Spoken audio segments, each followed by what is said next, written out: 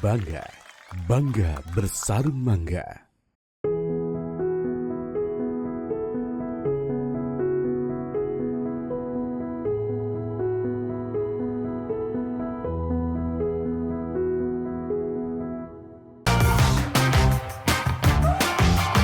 Ini yang bikin bangga, bangga bersarung mangga.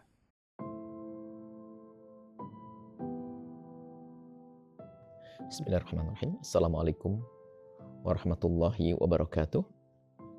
Alhamdulillah wassalatu wassalamu ala rasulillah habibina sayyidina Muhammad ibn Abdullah wa ala alihi wa ashabihi wa mawalah, amma ba'd. Ada di antara hamba yang disebutkan oleh Allah sebagai hamba yang bertakwa, penghuni surga.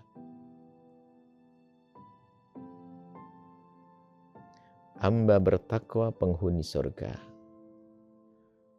Atau kita bisa katakan begini, penghuni surga adalah orang-orang bertakwa, dan di antara ciri-ciri orang bertakwa itu adalah ini. Alladzina yunfikuna fis sarra'i wad dharra. Mereka yang senang berderma, bersedekah dalam keadaan dia cukup atau dalam keadaan dia susah. Jadi bukan bersedekah itu di saat kita kaya raya saja, tidak. Akan tapi di saat sempit pun kita hendaknya sudah membiasakan diri kita untuk bersedekah. Cuman yang beda adalah angka dan besar kecilnya saja, akan tetapi harus kita pahami bahwa biarpun itu orang fakir, kalau dia bersedekah secara nominal angka adalah sedikit, tapi di hadapan Allah bisa saja sangat besar. Gambarannya begini, seorang si A punya harta 10 miliar. Dia berdekah 1 miliar, berarti kan 10%, hebat, 1 miliar bersedekah.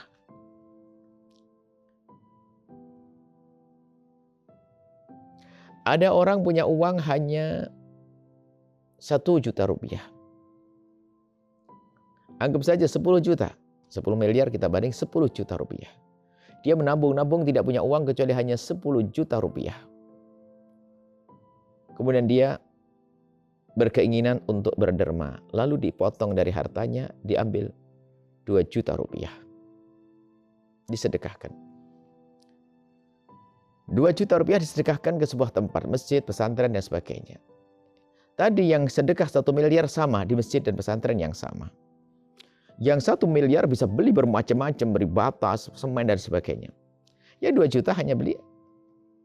Coba. Dia di mata manusia memang 2 juta nggak ada apa-apanya dibanding 1 miliar. Kan begitu. Akan tapi pada hakikatnya di hadapan Allah 2 juta ini lebih gede daripada yang 1 miliar. Kenapa? Karena yang bersedekah 1 miliar dia itu hanya mampu berani bersedekah 10% daripada hartanya. Sementara yang sedekah 2 juta ini telah berani berderma 20% dari hartanya. Kalau yang sedekah 1 miliar pengen menyamai yang 2 juta, hendaknya dia bersedekah 2 miliar. Kurang lebih begitulah cara pandang kita terhadap sedekah. Seorang anak kecil yang dengan tenaganya sangat terbatas, dia bisa mengangkat beban 1 kilo. Tapi kalau orang gede mengangkat 2 kilo, ya kecil. Padahal 2 kali lipat. Karena orang besar sebenarnya 20 kilo. Anak kecil paling banter 2 kilo. Seorang dewasa 20 kilo. Ternyata seorang dewasa mengangkat. Artinya, jika kita bicara sedekah, bicara tentang apa yang Allah berikan kepada Anda, kemudian tanyakan, berapa yang Anda berikan di jalan Allah? Berapa persen dari yang Allah berikan? Kita tidak bicara sedekah wajib yang namanya zakat, bukan. Kita bicara hal yang sunnah. Kalau zakat itu pasti sudah. Nggak perlu dibahas orang beriman kalau tidak berzakat. Ini kita berbagi yang bukan wajib, bukan kewajiban. Nah, sehingga artinya apa? Yang perlu kami hadirkan di sini adalah jangan sampai ada yang merasa tidak mampu lalu tidak bersedekah. Tidak, Anda sedekah dengan kemampuan Anda mulai hari ini. Mungkin penghasilan Anda sehari cuma 20.000, Anda bisa memotong 500 rupiah atau 1.000 rupiah. atau 2.000 rupiah, setiap hari Anda potong untuk bersedekah. Berlatihlah untuk seperti itu. Jangan menunggu kaya ini.